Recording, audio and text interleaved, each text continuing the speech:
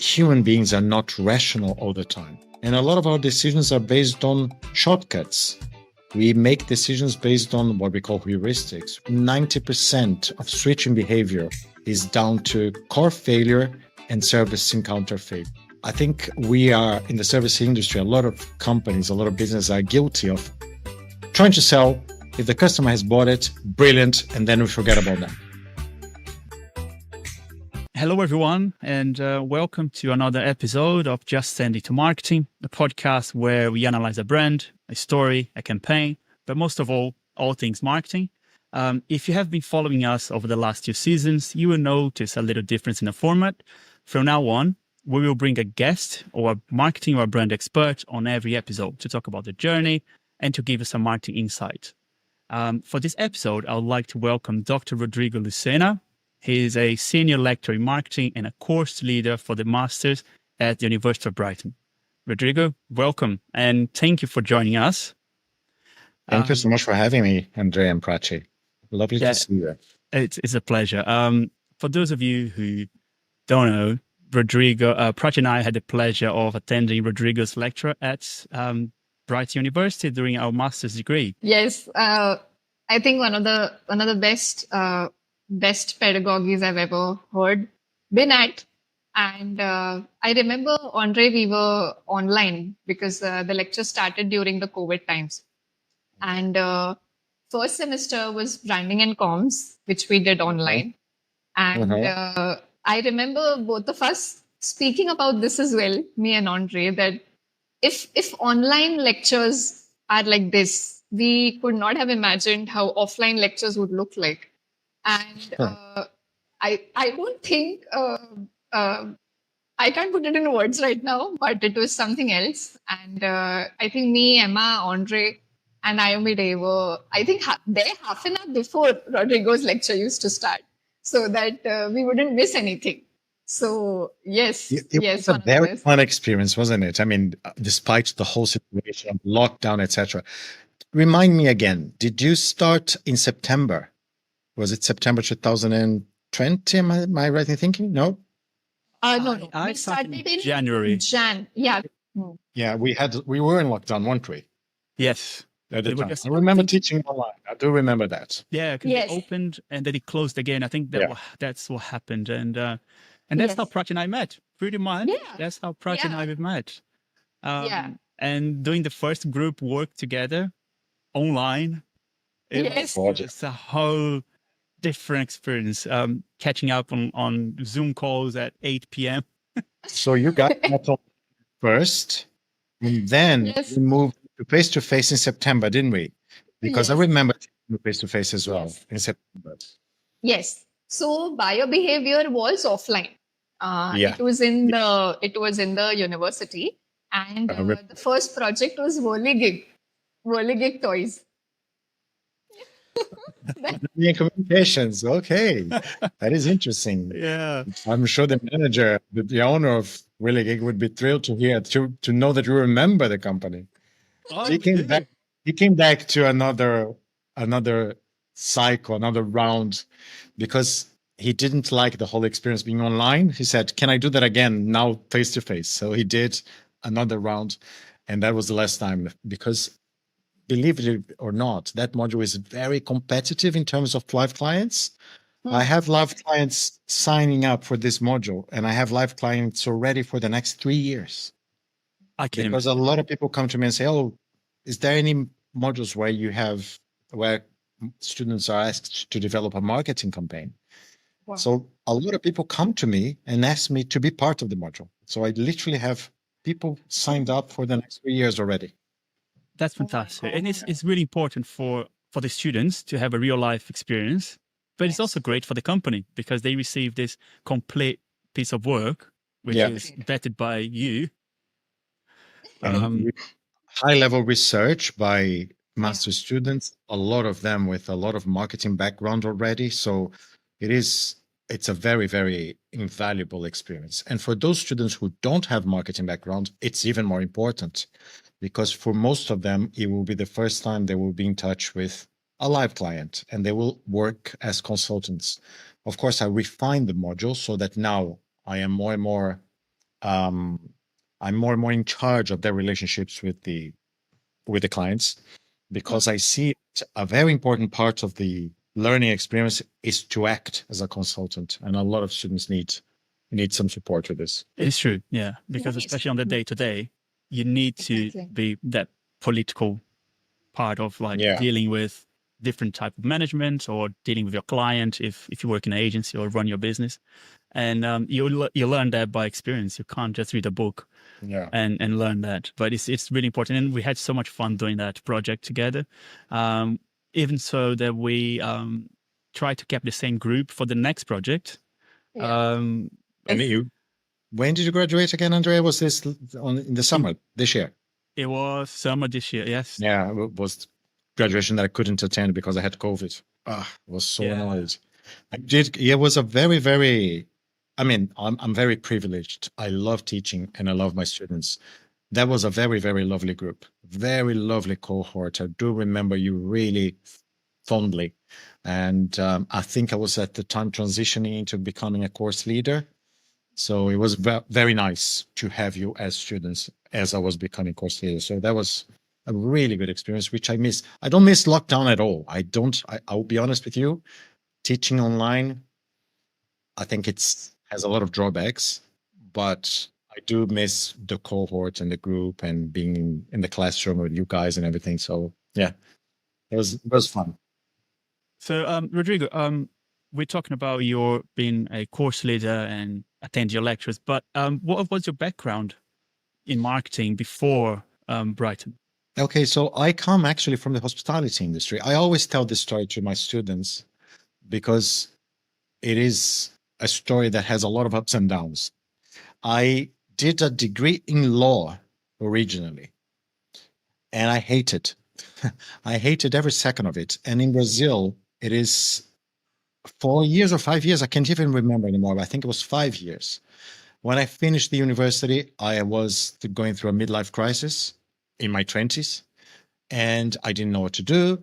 So I had a friend who was working in hotels. He was a hotel manager, and he said, "Why don't you try the service industry? I think you would be good at it." And I said, "Yeah, you know what? I don't have anything to lose." So I decided to do another course in hospitality management. And then at the end of the course, I started working for a company called IHD. They are a massive hotel chain. They have Intercontinental Hotels. They have the Indigo Hotels, Crown Plaza, Holiday Inn. So I started from the bottom, very bottom, as a receptionist, and I did my way up, and I had a quite quick career actually. But then eventually, when I became a hotel manager for Holiday Inn, I realized that the bits of being a hotel manager that I really enjoyed were related to marketing. So I was very cheeky. I had a very good assistant at the time. And I said to her, "You're going to deal with the whole operations, and I'm going to be doing the marketing." So I decided to take over the marketing, and I was in charge of the sales team. I was in charge of the marketing team. And as you know, I was in charge of everything that was marketing related. So everything that was product launching, price strategies, revenue management, relationships with the key accounts, sales. So in other words, I also visited key accounts and some key customers, relationships with our stakeholders. For example, in a hotel, your stakeholders are not only your guests, of course, but also the people who make reservations, who book for your guests. In our case, because we were a business hotel, in a lot of cases, it was the secretary or the personal assistant who booked the hotel. So I had also relationships with those secretaries. We did events. I was also in charge of PR. So that gave me a very well-rounded experience of marketing.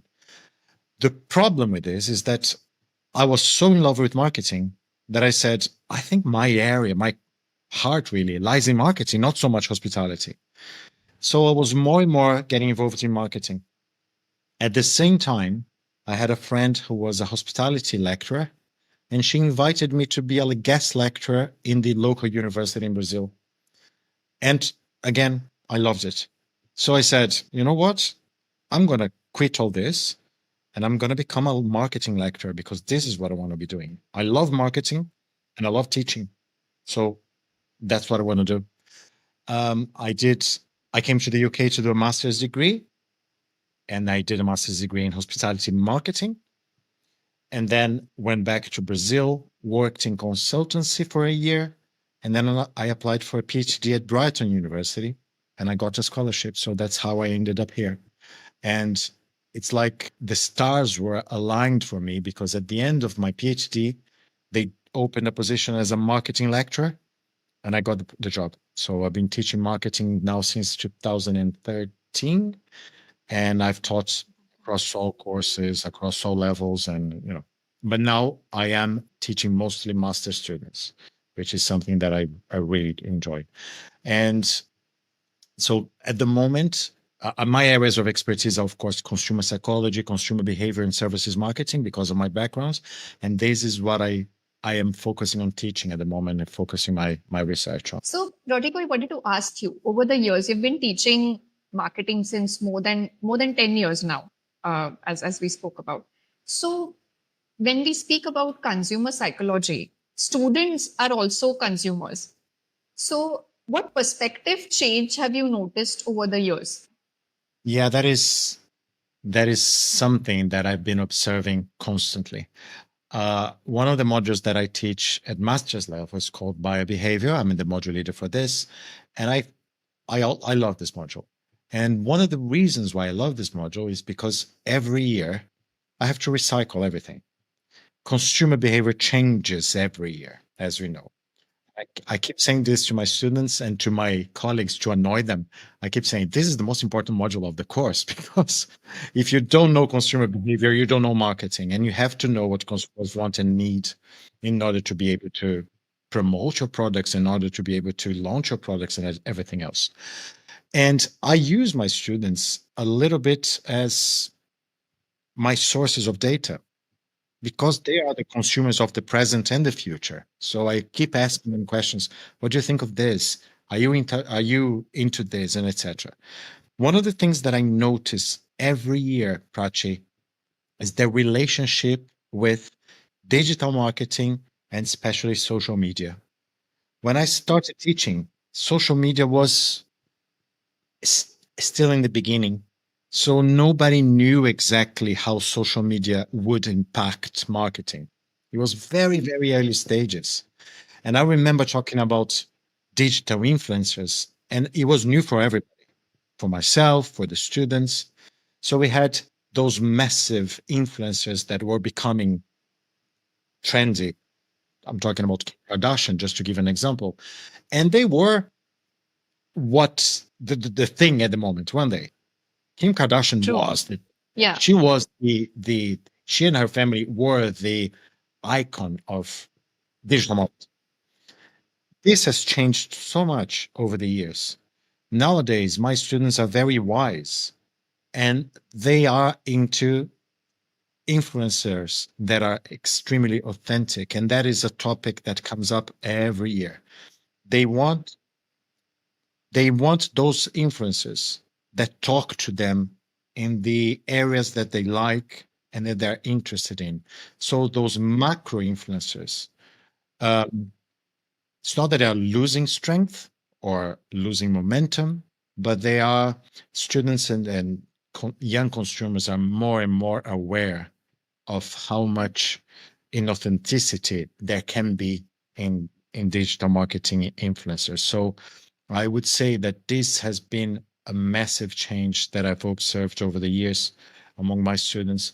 They are becoming more and more aware and wise about social media trends and digital influencers. The other thing that we were discussing the other day is one of the trends in marketing that we have observed among younger generations is nostalgia marketing. And the use of nostalgia marketing has become so ubiquitous in every sense of the word. If you look at Christmas adverts, there is a lot of nostalgia marketing going on. If you look at traditional brands like Coca-Cola, how much nostalgia marketing they have been using. Again, my students are becoming more and more aware of this, and they're identifying nostalgia marketing as a trend that is perhaps not necessarily authentic. So all those 80s communications techniques that they are using at the moment, a lot of my students at the moment say, well, that's not for me. I don't relate to this because I know it's kind of fake. It's not authentic. So again, I think younger generations are very, very aware of marketing techniques, and they know what marketers are doing to attract and to target them, but they know they don't want to be manipulated. I think that's the bottom line. They don't want to be manipulated. They want marketing that is authentic. You mentioned the consumers, and students are consumers, but and in general consumers, how they buy and the buyer perception, and why they take the decision to purchase something. So from your perspective, what would be the key factors that influences someone's purchase decision? Well, there is a lot of theories trying to explain why people buy what they buy, aren't there? I'm not going to be turning this into a session, a lecture, but we talk about the theory of learned behavior that expresses, for example, how our attitudes are formed through a number of different things, including what other people say. So subjective norms are quite important. We all know this. When you make a decision, you're not making a decision completely alone. You're making a decision based on what society expects from you. You're making a decision based on sometimes what your family expects from you, what your friends expect from you, and etc. We make decisions based on roles that we have in society, like gender roles, age roles. I always say this to my students. As we grow old, now being in my 50s, as we grow old, we change completely our perceptions of the things we want to buy. So every time I'm buying for clothes, for example, shopping for clothes, I look at myself and say, shouldn't be wearing this anymore. So there is constantly this subconscious or not expectation on us of how we should be behaving. Of course, a lot of us challenge those expectations, which is very healthy. But the truth is, we do make decisions based on this. So there is quite a lot of things that come into play. And marketers know this because, as we know, human beings are not rational all the time. That idea of the economicus man, in other words, the person who is a rational, utilitarian human being that makes decisions based on what's best for them, we know that this is not truth for everybody. I would say even for most people. A lot of our decisions are impulsive. A lot of our decisions are irrational. A lot of our decisions are based on emotion. And a lot of our decisions are based on shortcuts. We make decisions based on what we call heuristics, which is those mental shortcuts that you have that facilitate your decision and are meant to make your decision quite quick. I always give this example to my students. If you go to a supermarket in another country, a country where you don't know any brands, a country where you don't know the language, how do you make those decisions? How do you buy the things that you buy in a supermarket? And it could be things like the color of the packaging. It could be things like the layout. It could be things like the logo. It could be things like something that brings you memories of your childhood. So could it be how many products are left in the shelf? Because that shows popularity. And social proof. You would look around and see, oh, other people are buying this. I'm going to do the same. And we all do this, don't we? I mean, I'm a consumer. I like to know that I think about consumer psychology, but as a consumer, I also fall for this. So, that's the beauty of human beings. We like to believe we are very rational, but a lot of our decisions are just pure emotion and, last minute things and impulsive purchases. And we see that quite often on, for example, those Chinese shop outlets online where they are quite clever. They start to introduce some gamification aspects of it. So you open the website and spin the wheel, check what you can get, or 15% discount. And you ended up buying something that we're never going to use, just because you got the discount, the instant discount, and there's a timing running out. If you don't buy in 5 minutes, you miss out. So it's just giving people that fear of missing out, which in marketing, yes, we know it works because that's the human aspect of it, isn't it? And it's a new big thing, isn't it? The fear of missing out does make us, we call it in a fancy way, the loss aversion theory or the loss aversion concepts, which makes us not want to lose things that we already have. And if you believe that we don't have those things, then we will engage in consumption. When you buy a product from a website, for example, I'm buying a product for say 50 pounds. But if I see the add-on product worth rupees 15 pounds, as I will immediately buy that. And that is a consumption pattern that has been going really strong. Even though I don't need that product at all, I don't need that add-on product. I wanted to go and shop for that 50 pounds product. I got the product, but I added to the cart. But when I saw the add-on, I immediately added that to the cart as well, because I got that instant gratification. And again, the loss aversion factor that what if I miss out on this 15 pounds product, whether I'll get it for 15 pounds again? No, I won't. I mean, what best example can you find than Black Friday, right? Yeah. Black Friday is something, honestly, there should be more studies about Black Friday, because it is something that started as an American tradition based on Thanksgiving and based on preparation for Christmas. But now, who knows how long Black Friday takes? It used to be one day. Now we start Black Friday the week before Black Friday, and we continue. We always say that in marketing, we need to understand the moment of the gap, which is when the customers realize that they need something or that they want something. With digital technologies, we are constantly being reminded of our needs and wants. You're too young for this, but when I grew up, of course, there was no internet, there was no social media, and etc., and everything was on TV. So you would watch TV or listen to the radio or perhaps read the news, and then you would identify their marketing campaigns, and then you would think, oh, I need this.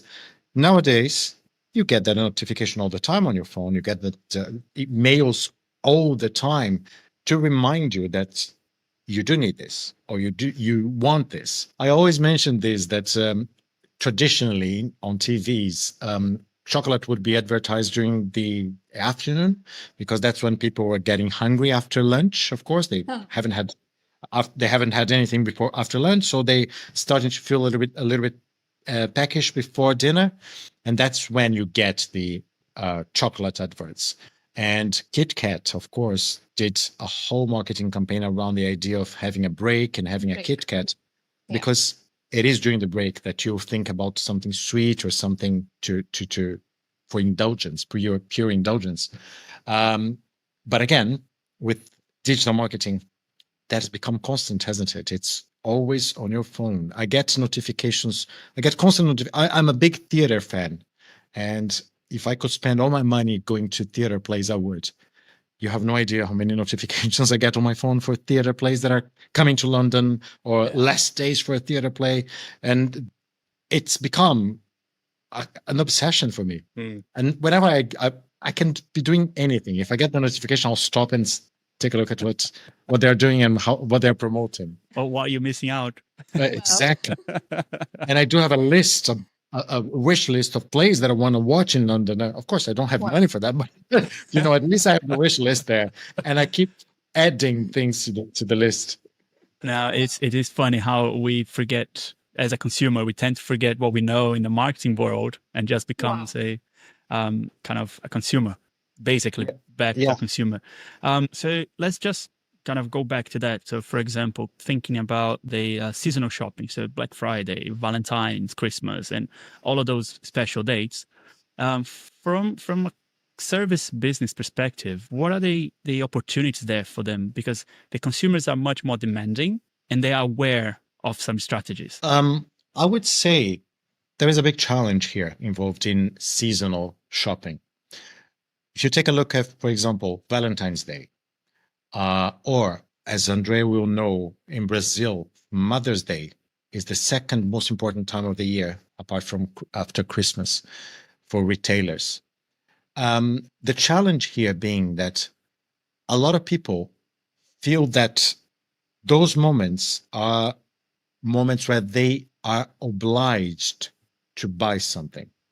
So the level of motivation to buy something is normally lower because people are not buying that spontaneously.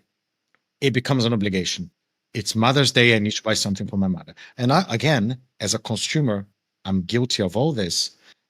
I know for a fact that I'm going to have to spend at least one day doing Christmas shopping, which I'll be honest with you, I don't like because it is not pleasant. So the challenge for anybody in the service industry or manufacturers or retailers is to change this perception that we have that seasonal shopping is necessarily bad and negative.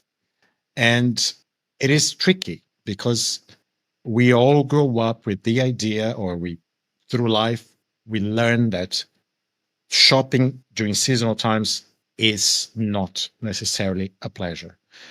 The reason this is, I believe, is the reason why so many marketers are investing in those seasonal shopping earlier and earlier. Nowadays, you see Christmas adverts coming up in October.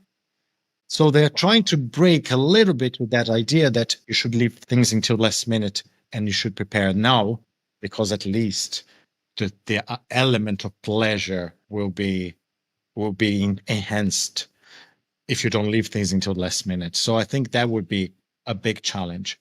But as you said, Andrea, there is a lot of opportunities as well. I don't know if you agree with this, Andrea, but in our country, in Brazil, they do use this quite a lot. And I'll go back to my background in the hospitality industry. In hotels, Valentine's Day is a massive, very, very important date. We have romantic packages. So we sell romantic dinners. We have a romantic decoration in the room. And that is such an important day for hoteliers in Brazil. There are other opportunities for retailers, for example, in the UK, to use this as well. Valentine's Day, I think it's something that could be further explored.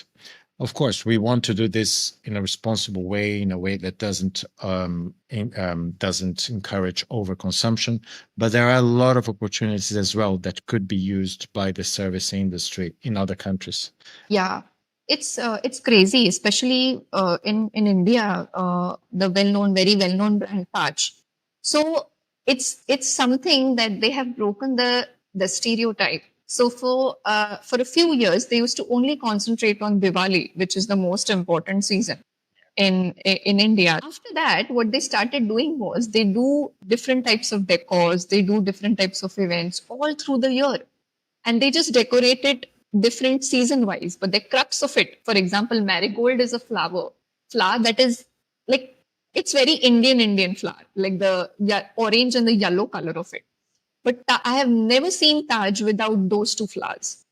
Why? Because now they're trying to break that seasonal stereotype that it will only be seen in Diwali. Now it's not just only seen in Diwali, it's seen in even Christmas, it's even seen on Valentine's, it's even seen on Holi. So I think Rodrigo is right. They're trying to break it, but we need to think that they're trying to break it. At least we are trying to see it in their actions.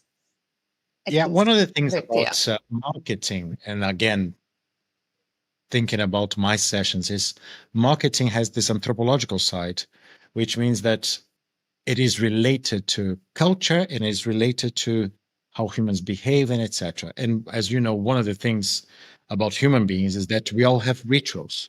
We all have those repeated behaviors that we engage in. And they can be festivities or festive holidays like Diwali, like Christmas, like Valentine's Day, Mother's Day, and etc. But they can also be quite small things, like, for example, grooming. We all go through this process every day, don't we? We use our moisturizers, deodorant, aftershave, perfume, and etc. This is a challenge for marketers, but this is also an opportunity because it opens for a lot of possibilities. So traditionally in the cosmetics industry, they create day care and night care. So you have two different types of creams, one for the day, one for the evening, multiplying possibilities for sales and other opportunities.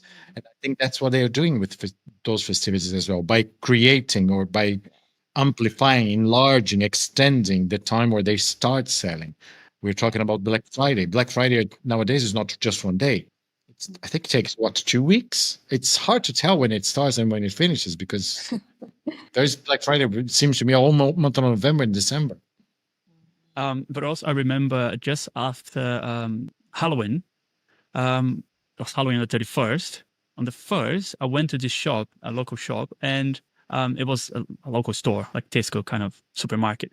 And there was nothing more from Halloween, and they had Christmas decoration a day after. And we're talking about October, so the 1st of November.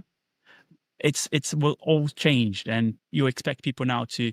I feel sometimes that the consumer, they live through festivities or special dates to buy. So you have Christmas, New Year. In Brazil, as you know, Rodrigo, we have Carnival. So stops there. People again consume for that, and then we have Easter. And then we have, so you just go from one to another in Brazil, and people always shopping, and you live in that cycle of always going and consuming seasonal things. And the downside of it is that customers become more and more suspicious, don't they? I mean, again, I am Brazilian, and that is, I always refer back to my experiences in Brazil. In Brazil, we have almost a holiday a month, allowing people to buy stuff. The downside of it is that customers get really suspicious and they stop buying because they say, oh, this is just commercial, I'm not buying anything. In Brazil, the International Women's Day is becoming a big date for retailers. There was a time where it became a tradition to buy flowers for the women, but now it is becoming a tradition to buy presents as well. And a lot of people, there was a movement against it saying, well, we are missing the point. International Women's Day is not about this. It's about a political statement, and we shouldn't be engaging in commercial activities. But the truth is, we do have those festivities throughout the year. So in Brazil, for example, we have, Andre mentioned Carnival. We have Christmas, of course. We have Mother's Day, which is in May.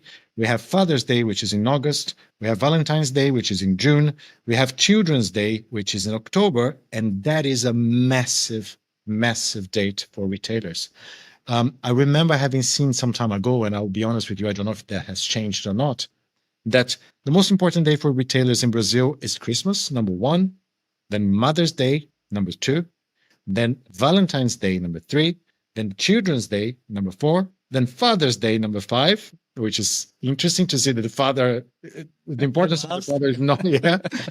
And then we are talking about Men's Day as well, which I believe it's in July, which is becoming a new trend for businesses to sell as well.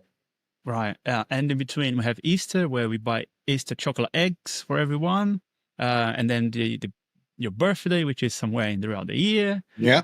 It's really interesting. And for me, moving to the UK, where we do have those dates here, but they're not as popular consumer-wise than in Brazil.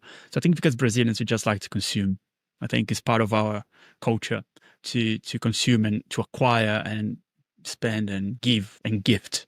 I think it's part of the behavior. But I think I wouldn't say that we are reaching a saturation point, but I would say that, as I said before, customers are becoming much more aware of this. And as you all know, there is only a point to which we cannot go too much farther.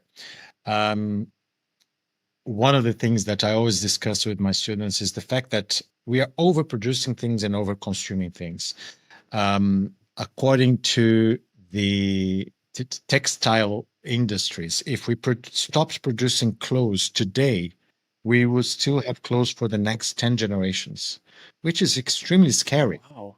If no clothes were manufactured at all, we'd still have clothes for the next 10 generations. Of course, the fashion industry employs a lot of people, and I'm not denying at all their importance. They are extremely important. But we need to be aware that all those things do have a greater impact on the environment, on the economy, and on social lives. So for service business, obviously we talked about how those festivities and the seasonal promotions or special packages are important. But for service business now, what would you say is the most important aspect of them getting the consumer to buy from them? Could be personalization. It could be being ahead of the time. So you give your customer time to plan and get to know your product or your service.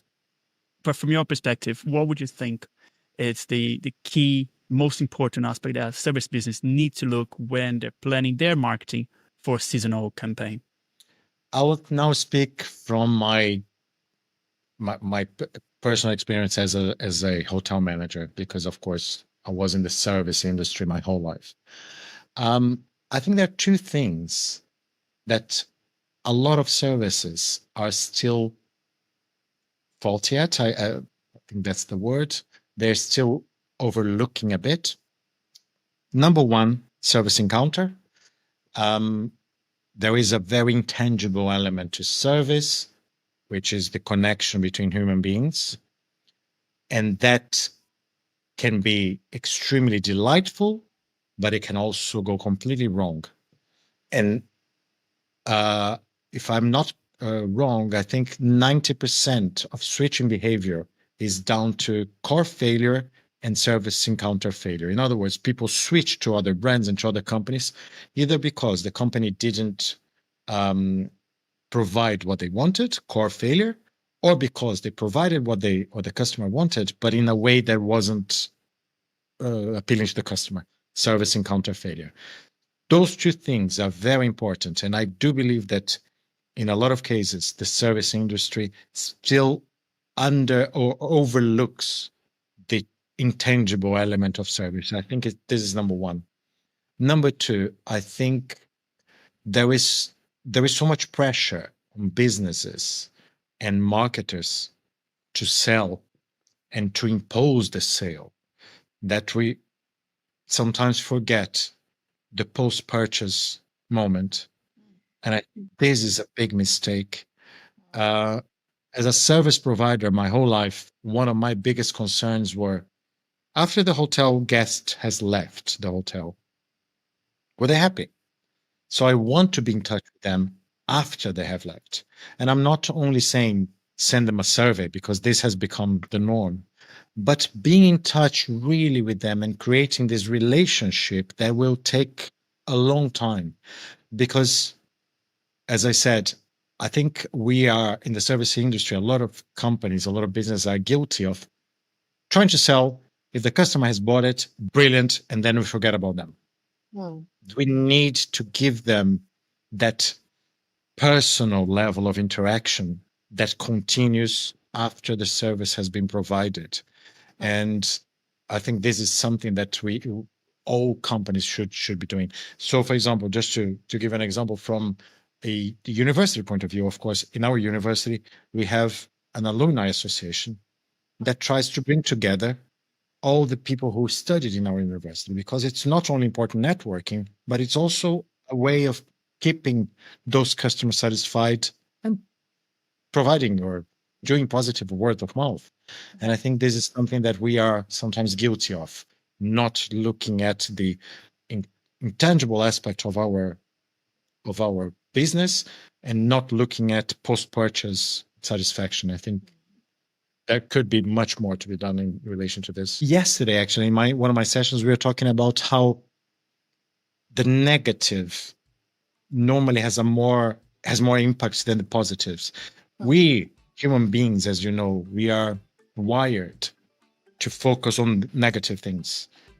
There is a lot of deterministic theories that believe that we think of negative things, we associate negative things with stress, and as we associate stress with survival. And we are wired to think about negative things. The downplay of this is that, of course, our customers will be more inclined to focus on the negatives. So we need those post-purchase satisfaction moments to be able to bring them or to remind them of all the positives that they had as well. Because, a lot of service experiences are not only negative. The negative does play a part, but there will be positives as well. Rodrigo, I think we are getting towards the end of the episode. So thank you very much. Thank you so much, It's such a pleasure Rodrigo. to have you. Yeah. And for accepting, actually. Thank you for Join inviting me. And it's a wonderful initiative. And I think it shows how connected with real life you guys are, and that's what makes me really proud, because you didn't just leave university thinking of university as something from the past. You are integrating your knowledge and learning and experiences into your practical life, and you only make me proud, honestly. Hi, it's me, Andre. I hope you enjoyed this episode. Don't forget to check Rodrigo's LinkedIn on the description below. Also, make sure to subscribe or follow us wherever you're watching or listening to this. And please share this episode and leave a comment. See you again in 2 weeks. Bye.